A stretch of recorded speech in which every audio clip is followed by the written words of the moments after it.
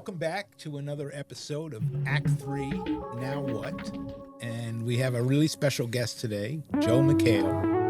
Thank you. Joe He says that to everybody. I know, it makes me really feel special and bigger than I actually am, but I'll take it because I don't get it from anywhere else. So. Joe, I meant it this time. Okay, thanks, buddy. I really appreciate that. And Joe has an interesting pivot. He is not involved in the entertainment industry at all. He's a regular guy, and he's made a big change. So we're going to get into that. Joe, welcome. And thank you very much for coming on. Yep, thanks, Ethan. It's great to be here with you in the studio. I mean, this is a fantastic setup. I love what you guys are doing with it and what you're doing with the show. So thanks for having me on.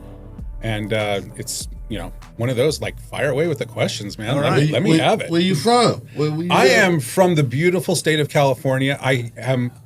I would love to go ahead and travel the world and do, I work in other states and license in other states. I even talked to my wife the other day, and it's like, honey, it's getting crazy here in California.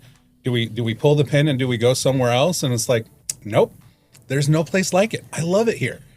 The sand, the beaches, the water, the people. I mean, yeah, there's crazy, but there's crazy everywhere. Might as well live where it's pretty. Okay. So you were born and bred. Born and bred right here in the valley. Okay. That's what's up. Yeah. What's up. Have you, habitated for a short time somewhere else, or is always always been California. I mean, I've been in the high desert. I've also been went to school here, school here in California, and I just I'll travel, love to travel, but it's always good to come back home to California. Yeah. Okay. What's your what area of California do you live in? I live in Ventura County. Ventura. Okay. Yeah. Where it's not so crazy as LA County, but still kind of nice, and a 20-minute drive to the beach doesn't hurt. No, that's a nice place. I think that's going to get a lot bigger. Oh yeah, people moving there. Yeah, I'm gonna ask you a question that's out of the norm from the questions we've asked past guests. What is a fear that you have? A fear that I have is not being able to show up for my kids.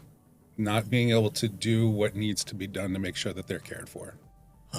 That's what if that's going to be something that keeps me up at night. Where's that stem from? Very good question. It's one of those where how much I love my kids and I don't want to let them down. I mean, there's still things. It's like my wife is like hyper, like they get out at 3. You better be there at 3 to pick them up. It's like they can wait 15 minutes. I'll be late. It's all right. It's not a big deal. Nobody's going to snatch the kid. I mean, if anything, they're going to pay me to take him back. But it's one of those. It's like making sure that I can provide, make sure that they've got that roof over their head, the food on their plate, and make sure that they're emotionally and intellectually cared for. How old are they? I've got a 13-year-old and an 11-year-old. She just turned 11 a couple weeks ago. Right. Both girls or boy? One boy, one girl. Oh, you got lucky. Yeah. Okay. Well, we didn't want to roll the dice on 3 because I have twins in my side of the family. My wife does as well. And you try for 3 and it ends up being 3 and 4. Did you want twins? I wouldn't have mind, but then I got to raise them in California. I ain't got that budget. So they both coming to college the same year. Right. Amen. So, all right. So, your background is you were a junior high school teacher, right? Yes. How did you get into that? I was, not looking for things to do, but I had opportunities to go into church ministries, and I worked in churches for a while, and opportunities to work at a school came up. And I said, oh, this is great. Let me go ahead and take advantage of the opportunity to teach kids. I love kids. It was intentional to get in there. I taught junior high and high school for about 10 years. Where'd you do that? Here in the Valley, a little private Christian school. And it was fantastic. Do you have a drinking problem? Do I have a drinking problem? No, just coffee. They didn't drive you to drink? No, I'm one of those people, drinks don't appeal to me. Dessert, on the other hand, you put a brownie sundae in front of me, we're going to make that thing disappear. But like alcohol, that one doesn't bother me. Yeah, they drove you to brownies. So junior high, you started out in junior high? I started out with junior high, and people always oh, I'll take the littles. They're nice and cute. I'll take high school, and they're like, oh, they're cool, and they're about ready to be adults. Junior hires, nobody loves junior hires because they have a lot of energy and no brains. Right. And I just found that when it comes to that, Are you doing that again? No, man. you just So had we a got a bright idea. technical With problem. ding. That was my computer that time. We have technical issues. That was my computer saying bullshit. You would think that Oh, you got me hooked up to a polygraph now. My computer was like bullshit. so you went in junior high I went in junior high, but I loved and their energy. you never taught before. I mean, I had always done like, things at church where I'm teaching kids, and I was always Oh, doing so you stuff were like doing that. stuff at So the- it was with the always church. kind of like natural for me to be around kids. Okay. But it's just I felt like junior hires didn't get enough love because they're they're hormonal, they're weird, they don't have any, perspective of like what's going on with their lives. And I just felt, you may have a lot of energy and no brains. If I can just go ahead and redirect the energy and put a little bit of knowledge in there, it changes everything. So speaking of knowledge, what specific is it? Specific math or? I taught science. Okay. And it was really good for me to be able to teach science because Well, science is a pretty engaging subject for a teacher, so I would think that you would fare well in a science environment. Yeah. Instead of like math or something.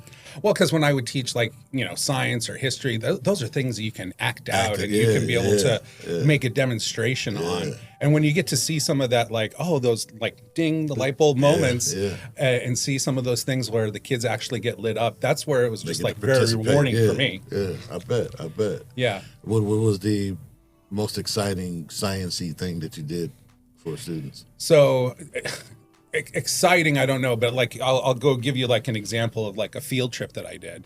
And we were here in the Valley, and I have some connections over at Northridge Hospital. And I was going to say, you know what? We're teaching about healthcare careers. I'm going to do a field trip. We're going to take them to the hospital.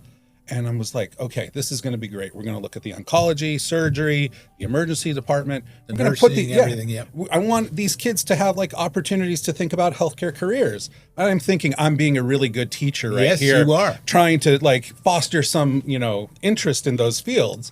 And then I go. If I'm your principal, I'm okay. In Yeah, that you all the signed way. off on that I'm one signing easy. off on that in a minute. Yeah. So I'm the one who actually drove the bus, because not only did I teach the class, I drove the bus and got them all to the hospital. We toured all over the place. We have this little debrief outside in the parking lot before we get on the bus. And I said, hey guys, how many of you are now inspired to go into a healthcare profession? Not a single hand goes up. I'm like, you little stinkers, I did all this work to get you here. And then I said, forget you. And that was actually my last year teaching. So I actually I said, well, I think it's awesome. And I actually ended up getting a job at the hospital for a little while, working in the surgery department, just because there was an opportunity right there. But it was just like, if you don't take it, I will. And I'm big about like, if there's opportunities, pursue them. So like, don't let things just pass you by. That's what's up. That's good. That's How long did you teach? I taught for 10 years. It felt like it flew by. And there are things that I love about teaching. I love being able to be in front of the kids, the talking, the building relationships. The building relationships with those kids was actually one of the funnest parts. The grading, I could totally not do the grading. But when it comes to like connecting with a kid, if they're a kid who actually wants to listen and wants to engage, I love that. so you could definitely go back if you. Oh yeah, if I decided that, hey, my current job, that's not where it's at, I'd go back to teach. Okay. Was it in a small Christian school? I imagine you don't have some of the problems that you're getting at a There's public problems school. everywhere, but maybe the drugs were less, Discipline issues. Discipline issues. No, there were plenty of discipline issues, but it was just one of those where you felt like you can connect on a little bit of a deeper level with some of these kids, and like even with some of them, like I remember the thing about me, even after like I haven't taught in a classroom setting for like almost 12 years. And I still remember my kids' names. I still know some of them, who they are. I'm still connected with them on social media. What's even awesome, I've actually officiated some of my students' weddings. Oh, wow. I think I've done 3 or 4 weddings for my former students, and I've actually helped probably 6 of my former students buy their first home. So it's just like it's great to be connected to these guys. Being asked to officiate a wedding, that's about as good a testament to how well liked you were as a teacher that I can imagine. Let me see. Would I have them? Would you have them officiate? I don't have. Like, I don't do you have even any... remember your junior high I science remember teacher? everybody. I remember people I was born next to. Okay, yeah. Yeah, you was crying all day in the GQ. You know. I remember faces, man. That's just one thing with me. I remember I don't. a face. You can say somebody's name and be like, this sounds familiar. But as soon as I see their face, I can tell you where they were. It's like, I know where you're at. Was at, all that, yeah. But no, I'm serious to be asked to.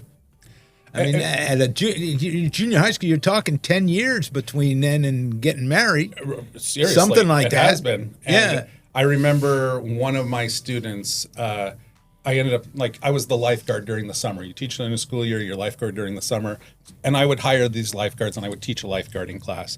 And I told her, I said, if you ever get married, you can't get married until I sign off on the guy. And I was saying it as a joke, but she called me. And this was probably, maybe 4 years ago.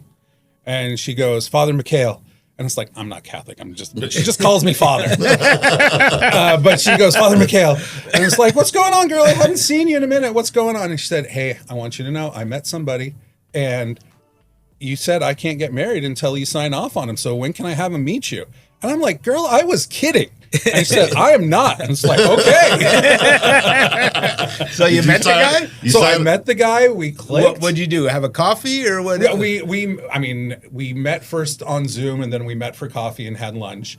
And it was, great guy. I'm just like, okay, you're going to take care of, my four students. Yeah. So is this because she did not have a father in her life? No, she had a great father. Oh, okay. But it was just like when we had our lifeguarding crew during the summers, we just got really close and knit. And the cool uncle. That's what's up. That's what. Yeah, I was that cool uncle. Yeah. I'm just imagining the guy. You want me to meet who? You want me to teacher. meet your junior high school? You want me to meet your junior high school? I'm blown away at that myself. I'm like, I meet your junior high school science teacher? And it's like, really? What's up with that guy? It's like, what has he got on you? That's what's up. But then it was a great experience, and we ended up I did the premarital counseling. I actually performed the wedding. And a couple months ago, I was invited to the baby shower, and it's just like they just keep me there. Without saying what your pivot is, was it difficult for you to leave? No. I mean, I loved the kids, but there was a moment where if you're going to talk about a pivot moment, that's where I was going to say, yeah, that one had to actually happen. And that's when I started dating my wife. I know it had to happen, but was there something about the job that you got a little tired of, or it just kind of just the grading? Well, and the grading and not the pay. Yeah, the pay too. I mean, sure. I did a calculation, and this is just where we don't give enough love to teachers. Right. Is when I calculated me teaching full time, my preps, driving a bus, sponsoring classes, doing the grading. I was making $2 an hour. Yeah. God, man. Yeah. When you say sponsoring the class, what do you mean? Well, I would be a class sponsor, helping do the fundraising, and then we would be able to take them on a trip for their senior trip. Yeah, so you're talking about the hours your hours you're putting in. The hours I put in. Compared to what you do now, hourly is what? Well, now the hours I work, I mean, I'm always working. Salaried? Yeah. No, I'm not salaried. Oh, okay. I mean, I'm 100% commission. I eat what I kill. Commission. Let's not spoil it. Let's just talk about I'm trying to go around it. It's so far around the audience. We're going to find us. When they try to guess too, what does he do? What's he do? Okay. So let's take it in order. You met your wife, right? And so my wife at that time is a teacher. She's still a teacher. Where does she teach? She teaches at another. Oh, so you get to live vicariously through her. Well, yeah. I get to still see some of the kids and at the same place she's teaching. No, she's teaching at another school now. Okay, but at that time I was a teacher, she was a teacher, and I'm like, all right, I think I kind of like this girl. We're gonna go, and I'm like, and I looked at my bank account and I said, it's not gonna happen with that number in there. It's not gonna happen there. So I had to have a real kind of honest self-talk right there. And it said, like, if you want to get married and take care of a family, you better, teaching is not going to be able to do it. And So I just think that's your mid absolutely 30s sad. at this point? Late 20s. Yeah. That's late super 20s. sad Yeah. that you can't do it.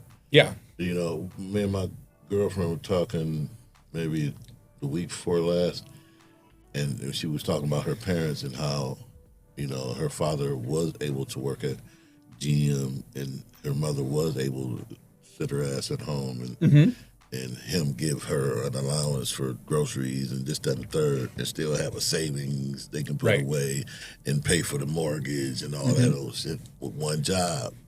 And I'm like, yeah, that ain't 2026 no more. No, I mean, right now, living in California, it is a dual income situation. Yes. And even then, Even then, I'm just like, I'm looking at my son. It's like, you could work. Yeah. I'm only 3. I mean, I have this saying in the house, and like my kids hate it. It's like, everybody eats, everybody sells. I mean, it's like, do you know Daddy's phone number? Yes, I do. And do you know what Daddy does? Yes, I do. And you're gonna tell everybody, right? Yes, that's my boy. Oh man, I just love those 13-year-old conversations. Business cards falling off the back. Like, do I trust him to sell it? No, I don't trust him to sell it. But at least bring it up. You can't close the deal, but you can bring it to me. All right, so let's spring the big reveal. What you pivot? You decide you need basically to make more money. Right. So what did you look at doing? Oh, before you reveal it, did you say this is the field? Yeah, that's what I want to know too. Was it a few choices? So it was one of those like where it kind of found me. Okay. And my brother was a teacher as well, and we both taught at the same school, and we were all like, okay, if I'm going to marry this girl, I got to come up with some plan. I got to come up with some other options. So you did a group thing? Oh, I did a group think. I mean, I'm not going to just like cut the cord and just fly in the wind and just see where I land. But he was telling me like, hey, one of the parents in my class, he's doing great in this line of work. And it's like, okay, tell me more about it. What's the story there? And it's like, he thinks with our personality and mindset and how we're teachers, that gives us, an opportunity. And I was like, okay, what's the deal? And he says, you know what? We can actually count to 20 without taking our shoes off. So it's like they know we can actually do the math. Right. So it was like a good fit. And it was just an opportunity just to see like how we can make a mortgage. And like somebody thinks about that. And you're like, where I am now as a mortgage loan officer. And yeah, big reveal, right? Okay. That was kind of a letdown, but whatever. But it gets better, I promise. But then to be able to think about like, how can that actually help people and change people's lives? Because most people think you walk into a bank and you just like, okay, I'll take one of those and, walk right out the door. But they don't understand the process, the mental anguish and agony. They don't know that I am like, their financial advisor, their crisis negotiator, their divorce counselor. I mean, I do like marriage and family counseling. It's like all these different aspects, because when you think about buying a house, how emotional that is. Yeah. And it's also the biggest financial decision for many people. It's their biggest financial move. Yeah. And then do you really want to... Did you realize that? When I first started, I did not realize that. But when I got there, I was like, oh, okay. Because like you think about this is like, okay, am I going to leave some legacy? What am I going to be known for? At least people, when you may not get paid a lot for being a teacher, but you at least feel like you made a difference and impact on lives. Yeah, you're getting people are asking you to officiate at your wedding. Yeah. I mean, I'm not sure, mortgage loan officer, I'm not sure you're going to get a lot of those. No, I'm just saying, I could be wrong. But like I have done 19 weddings. I'm doing my 20th in August. I do it for family and friends. I don't charge anybody anything. It's only do it for the people who have relationship with me. I've done it for a few clients. Oh, I was wrong. But there you go. I'll actually tell you, if you want the story, I'll tell you one of the funniest weddings that I ever did was and it was from the first time I was going to do a wedding for a client. And they both worked at Cedars, as he was a nurse and she was a physical therapist. And they got introduced to me by their realtor. And I said, okay, guys, we're going to buy this house before you guys get married. Great. Here, I just want to do a quick conference call. And this was before Zoom was a thing. We did a conference call. And I said, hey, I'm going to pull your credit. And I'm going to say, here's how his credit looks. Here's how he spends his money. This is her credit. This is how she spends her money. And we ended up spending an hour on the phone talking about how their finances now as individuals need to be able to come together as one. Right. And what that was. At the end of that conversation, they said, that was the best marriage counseling I ever got. And I'm like, and then I just kind of slip it in there. It's like, by the way, I do weddings. And it's like, okay. So we get through, the transaction, we close, they're super They bought happy. it unmarried. The wedding in the whole deal too, the mortgage deal and everything. Oh no, let me get there. I practiced this one. So we close, they're happy and everything else. I get a text 3 weeks later and I'm like, hey, Joe, about this wedding thing. We think we need you. Are you down? And I'm like, yeah, I'm down if you're down. They were super cool. I had never met these people in person. I do not know what they look like. The only time I have ever seen them is from their driver's license picture from their application. Yeah. And I'm saying, well, guys, if we're all going to get married, we probably should meet. And I said, okay, let's get together and let's talk about how we're going to do the ceremony and everything. And I drove down the Long Beach where they were living, and we were going to meet at a Starbucks. And I just kind of like looked across the parking lot, and he was sitting outside. And I go, hey, Howard. He jumps up, runs across the parking lot, throws his arms around me, gives me a big old bear hug. And he says, I cannot believe you helped me buy my first home and that now we're going to get married. And I'm like, very distinct memory of how this guy came at me with that. And I'm just like, dude, I am so honored that you would even allow me to be able to be a part of helping you buy a home and now buy a house and now make that house a home. And that's just kind of like how I feel about that. Great story. Did you get to carry her across the threshold too? No, that one he got on his own. That was all on him. But like that was a super fun wedding. He wrapped his vows, and man, he was on point. He did a great job. And then afterwards, they took pictures like bouncing on a trampoline, and they were like, it's just one of those fun weddings where there's joy. Yeah, and it's just kind of like I got to be a part of somebody's story. That's a great, that's a great. And that was just kind of like that's fun for me. I think that should be your advertising. I do weddings too. I do weddings too. I mean, that one comes up, but I drive my business with this principle, and it's to love and to value people. And because so many people get into the mortgage industry and they just go like they're the turn them and burn them, take the app, write it, close it, and they're just so transactional. And I never wanted that to be a part of my business because I always felt like from when I was in the classroom, I always wanted to love and value my students. And I think that's what gave me that connection with them. Is because when you love and value people, you can't fake it. Yeah. There has to be some authenticity in that. Yep. And I felt like when I'm going to go ahead and like, I've seen other like big producers in the mortgage industry, they're just doing the turn and burn. And I was like, I need to distinguish myself a little bit more with that. So I felt if I can go ahead and love and value people, that gives me so much more than just being, I'll just get you best rate. Because people have commoditized it to saying, well, what's your rate? Because if you don't got the rate, I'm walking. And I've had plenty of people walk away because of rate, but I've also had plenty of people stay because it's me. Yeah. Yeah. So, yeah. So you probably. What's the worst part of it though? It must be tough when people can't qualify. They can't get the kind of house they want. I mean, that happens quite a bit. I mean, I'll have it where like, it hurts or it stings after I've like been working with somebody for a year, fixing their credit, helping them save for their down payment. And then it's like, okay, here we go, guys. It's about ready to happen. And then they say, oh, we decided to go with somebody else because they have an eighth better in rate than you. Bye. Yeah, I'm dying. That's painful. Yeah, it hurts a little bit. Does that happen though? It happens more often than you would want it to. Okay. Yeah. So But- you don't get paid unless the deal happens. I mean, I think that's how we all should work. I mean, it kind of keeps everybody So hungry. even for the whole year while you're working with them doing this, that, and the third, Not a you ain't penny. getting You only get paid when it closes. Yeah. So how do you protect yourself from that? That's where I like to be able to say I love and value, and allows me to go deep. Yeah. Because like I just closed this transaction last Friday. There was a family that I know that got referred over to me. Actually, my son got this deal for me. You're kidding. Dad, my teacher needs a lot. Okay, let's go talk. So that I one talked was, to her about adjustable rates. I really think she's looking for a fix, Dad. Can we do it? Nope. Can we do it? He just needed to make the referral and just say, teacher was looking. Let's go talk. So we went over there, and there was another loan officer. Like, they made them do a cross qualification. I don't know if you know what that means. No, It's like I have no idea. that the realtor, the listing agent, had his own preferred lender. And he says, if you want to write an offer on this place, you have to get approved by my person. And it's Why? like, What's the point?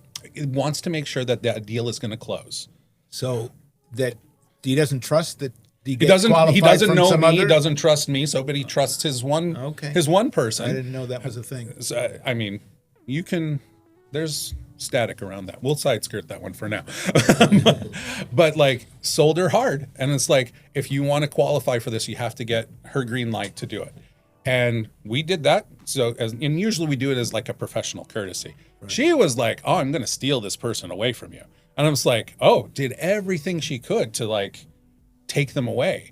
And it's like, nobody can close on this property but me. I've done all the homework. I've done everything. You would be lucky if you just worked with me. And I'm like, okay, you're selling a little bit too much there, lady. Right. And I said, okay, I did my homework. I did my diligence. I mean, teacher, I'm going to do my homework, because if she's saying there's something special or weird about the property, let's go ahead and make sure we find out about it. So yeah. I did. And she says, I can close this in 30 days. And it's like, okay, fantastic.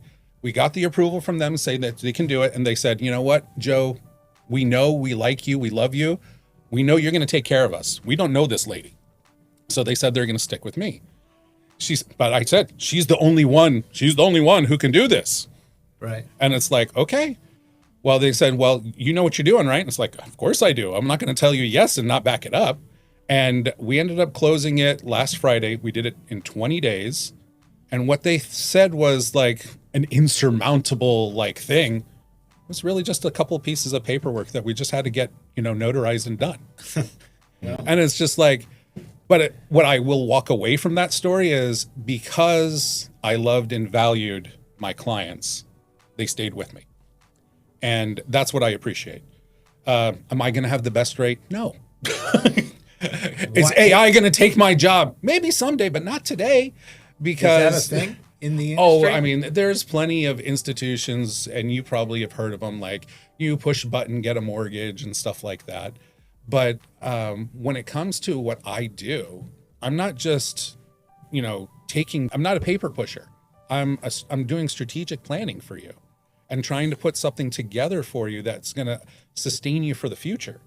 So, and then like what I was saying before, like there's so many emotions that go into it. This is really interesting, because this is almost a microcosm of what the conversations that are going to happen around AI in the very near future. Mm-hmm. Is what is the human touch? What is the role of a human in a transaction that is basically driven by certain quantitative metrics, right, and calculations? Where is there a spot for a human? Why do we need a human? Now, there are going to be opportunities for people who are the simple cookie cutter, I make my salary W-2. They can go ahead and they can, probably do an AI loan. That's fine. But for the people like the first time home buyer, yeah, who doesn't know what they don't know. And this is what I tell my clients, and I've also told my students, you don't know what you don't know. And that's why you need to work with a professional who can be able to take you by the hand and guide you. And that's where I kind of like where I'm going to talk about maybe that pivot from being a teacher in the classroom, yeah, and now being more of a mortgage educator, is being able to say, well, have I changed? No, my big pivot was I changed classrooms. I'm still a teacher. I taught junior hires in the classroom, but now I'm just teaching adults how to be able to prepare for their future. So I kind of looked at it, my junior hires, I taught them to prepare for the future. And now for my clients, I'm now saying, hey, how can I be able to help you build the future we prepared for? And that's where I wanted to be able to take it. But like, can people go ahead and get like an AI loan? I'm sure they're out there, and I'm sure there are people who can do it. But like when you have emotions, when you have doubts, you don't know which way to go. You can run it through ChatGPT or Claude or whatever else, but what you really need is somebody who's done it before, Right. can hold your hand and walk you through and say, you know what, I've been through this. AI can't do that for you. You've got to be able to have that personal touch. What matters less to you today? What matters less? I would say what matters more to me is to do right by the client. And that's where I feel like is the paramount, because I can't say I love and value my client and not do what's right by them. And then what would probably be less is just, letting somebody just say, be out there twisting in the wind without help or support. So that's, I don't know, that's kind of how I feel about it. When people come to you and they're like flailing, and what is your best hook, line, and sinker? Oh, when they're flailing? Yeah. It's like stop and breathe. Because like I told you before, I ended up working in the hospital for like a brief stint. I actually worked in life and death. Yeah. I worked in surgery. I got to see people on the table. Most people, they get into these transactions, they think, we're going to die if we don't close on time. Nobody's dying. Now, the realtors will say, my commission is dying, or like, this person needs to get a moving truck. I mean, there's a lot of drama and everything, but part of it is stop, breathe, recenter yourself, put yourself in a position where you can think logically and clearly, and don't be emotional in that financial decision. Because a lot of it is the fear of the unknown. Absolutely. Yeah. They're afraid of what if, and when you play the what if games, you can go into this downward spiral. Yeah. But like I always like, what if it works? What if it happens? Yeah. What if we actually succeed? And it's like sometimes they need to just have that positive nudge and twist to say, like, if we actually close, do you know what this place is going to be worth in 3 or 4 years? Do you know that you could sell it, make this kind of money, parlay that into the next property, or maybe buy an investment property? And it's just like, and this is the beautiful thing I love about California. There's opportunities all over the place to be able to buy your first home or to buy an investment property, buy a multifamily, and build a portfolio of real estate that is going to sustain your family and build some legacy and wealth for your people. California, though, I mean, with the way interest rates have been and the way home prices are going, I mean, it's from, my son is 35 and he and his friends say they live in Los Angeles. There's no way they're going to be able to buy anything anytime in the immediate future. And it's tough. That generation seems like they've kind of been left behind a little bit. And that's where you feel like where now I need to be a hope dealer. I need to be able to provide some hope. We don't need to buy that mega mansion on our first go. Yeah. We need to buy something that makes sense and fits our needs today. And like we talked about, we're a dual income society right here in California. It's just like you can't make it unless you make, I think the statistic like for Los Angeles County, you need to make $192,000 a year to be able to live in Los Angeles County. You need to be able to make $196,000 to afford Ventura County. And it's just Ventura County's more expensive. Believe it or not. I would not have guessed that. I'm not, don't fact check me. I'm just no, that's all right. But that's kind of like where you see some of that, like what you need to actually make to be able to survive in some of these areas. And I'd say, you know what? Maybe you don't need to live here. Go look at a house in the high desert. Maybe go something, maybe a little bit further outside. Go find Inland Empire, Riverside. Go to those areas. Find something that makes sense. If you need to commute in, or telecommute or work from home. But there's opportunities out there, and just make sure that you don't over leverage yourself. Yeah. Did this pivot meet your expectation? It surprised me. In what way? It surprised me that I could be able to actually make money that I could take care of my family in a way that I didn't expect.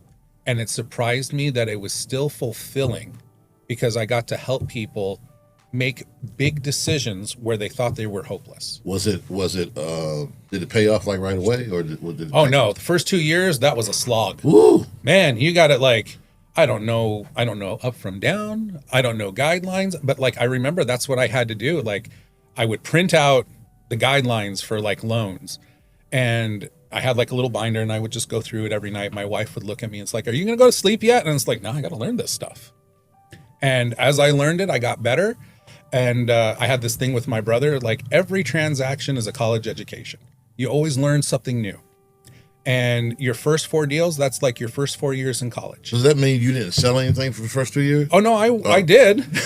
So when you were having trouble for the first 2 years, was there is regret starting to set in, or? Oh, there were times it's like, hey, do I pull the pin and go back to teaching, or do I, try to look and find something else? Was that from you or from your wife?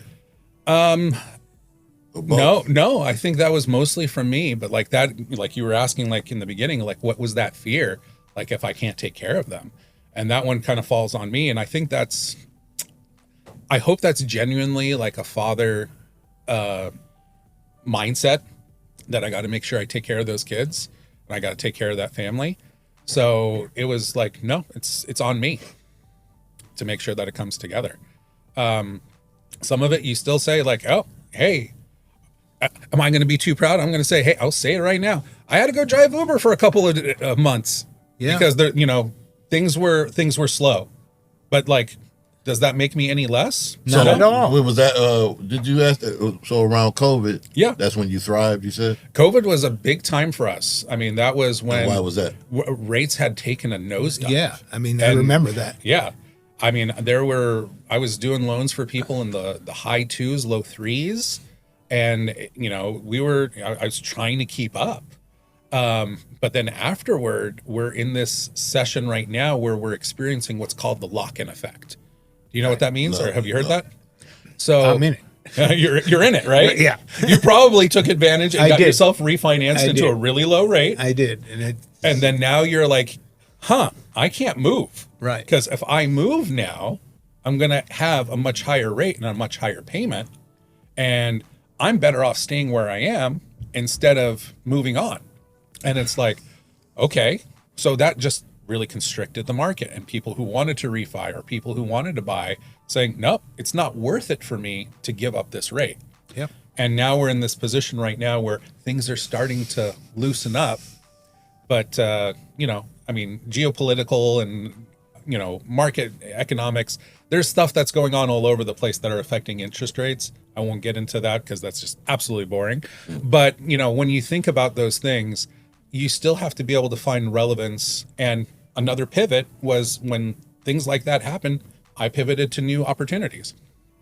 Still in mortgage. Yeah. You did what? Tell us about it. So, where you don't have like those traditional transactions like you would where people are buying because they're experiencing that lock-in effect. So I decided I'm going to focus more on helping seniors. And because with higher economic tensions, you're going to see oil prices and price of gas going up. Inflation is going up. A lot of these seniors who are on fixed incomes, they're kind of stuck. And it's like that Social Security check that came in doesn't meet all the bills. Right. So I decided to work on becoming more of a consultant on doing reverse mortgages for clients and put them in a position to say like, hey, you worked hard to make this house, to pay off this house. Now let's have the house work hard for you and be able to access that equity so where they can be able to offset some of their higher expenses, supplement their retirement. It's been a very rewarding experience being able to see seniors who said, if you didn't do this for me, I was going to be living in my car. Yeah. I have one client who said that to me, and it's like, and now I'm on he says, now your family, you get invited to every one of my birthday parties. Every October, I get a call from him and Don't says, tell me you're getting weddings. Yeah,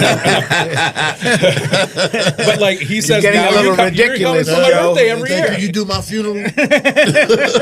I've done them. It's not fun. That's why I like weddings. I've done a funeral too. I've done a couple, but they're not my jam. Like for your science class, you buried me too. Belinda had a wonderful life. She was lucky She enough to failed get my a class, but she was a fantastic great girl. reverse mortgage and live in the style to which she wished to become accustomed. Yep. All right. Peace or success? Say that again, please. Peace or success?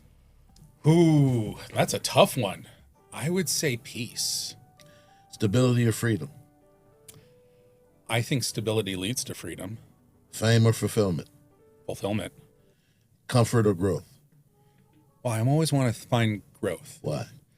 because I always want to challenge myself. I don't want to be stagnant. I always want to find opportunities to say yes. One of my things that I tell my son is opportunities come, there are few and far between. And when they knock, you have to be able to say yes. And that just opens yourself up for more growth. Because if you're always saying no, no, no, that's where you're going to be. You're just going to be nowhere. So open yourself up and say yes. I think growth is important. We still haven't had anybody say comfort.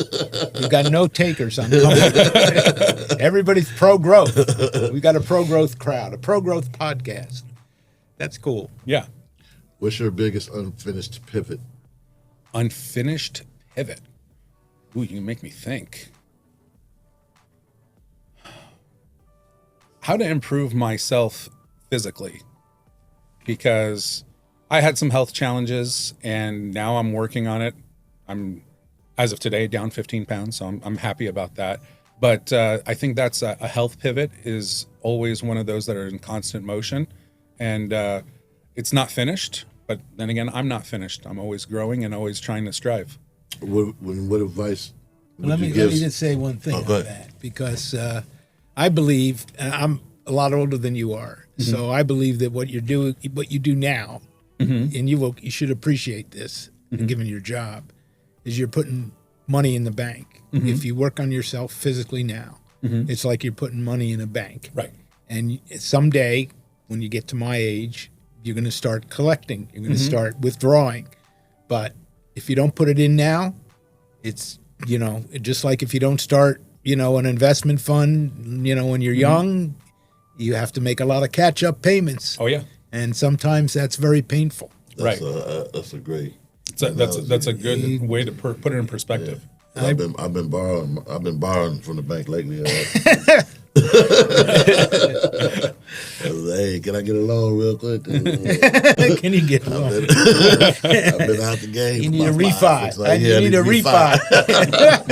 I can't lift as much no more. What advice would you give someone wanting to make a pivot? Especially, so part of this show is some people are afraid of the unknown and don't make a pivot. Some people don't know that they should pivot. Right. Some people are forced. Some people want to but need a nudge. Yeah. Or some people want to and don't know what to do. So my advice when it comes to a pivot, it is progress over perfection. And this is something that I had to teach my son. And I'm going to tell this story, so just kind of ride with me on it. My son is on the spectrum, and he was taking a math test, and he did not do well. And me, as the typical type A parent, I'm all, why you don't do good on this math test? Why you no doctor? Why you no lawyer? And I'm like, and I know that my son has struggles because he's on the spectrum. And I had to take a step back in that conversation. And I said, you know what? I love this test more than I love my son. And I said, you know what? I can't do that. So I said, hey, bud, let's take a step back. And are you going to score 100% on every math test you're ever going to take in your life? No. And it's like, and I don't expect you to. I expect you to try. So I don't want you to think that you have to strive for perfection at every point. I just want you to get a little bit better every day. And that was my goal to him. And as he's growing and as he's developing into a young man, I tell him, hey, Ben, what is your job? And and when I ask him, he knows exactly what the answer. He says, my job is to get a little bit better every day. And I said, I can't expect that from you and not do it myself. So that's why when you ask growth, it's like, yeah, it's growth for me because I can't expect him to do it and not do it myself. So I tell him and we say to each other, hey, Ben, what's your job? My job is to be a little bit better every day. And that's my job too. So we get a little bit better. And this is where I would say for people who are looking in that pivot, we are in a society where everything has to be perfect before I make that one move. And it's like, you're never going to find perfection. It doesn't exist. That mythical unicorn is not out there. You need to be able to find the pivot that speaks to you and just get a little bit better every day.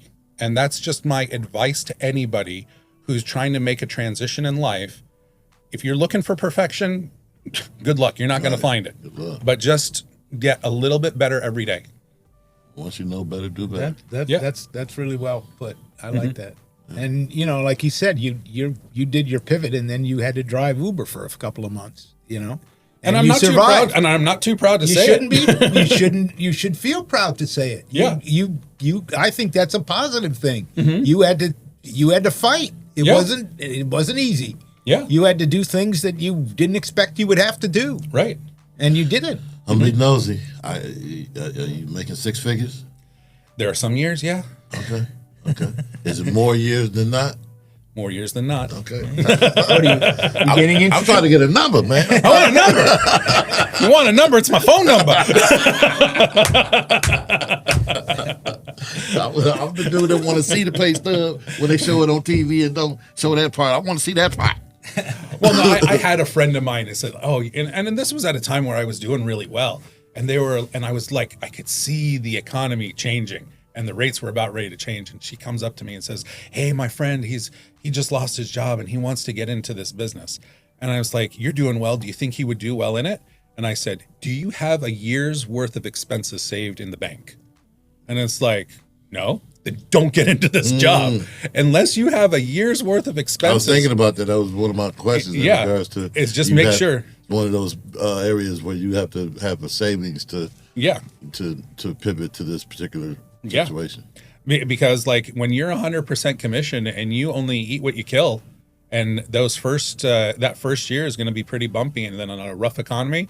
And you got to learn. And you got to learn. Yeah. Right. So I told him, it's like, unless you've got a year's worth of expenses in the bank ready to go, don't do this. And I'm thankful that he listened to me. I'm thankful, like you were saying, I had saved so I could get through that. Yeah.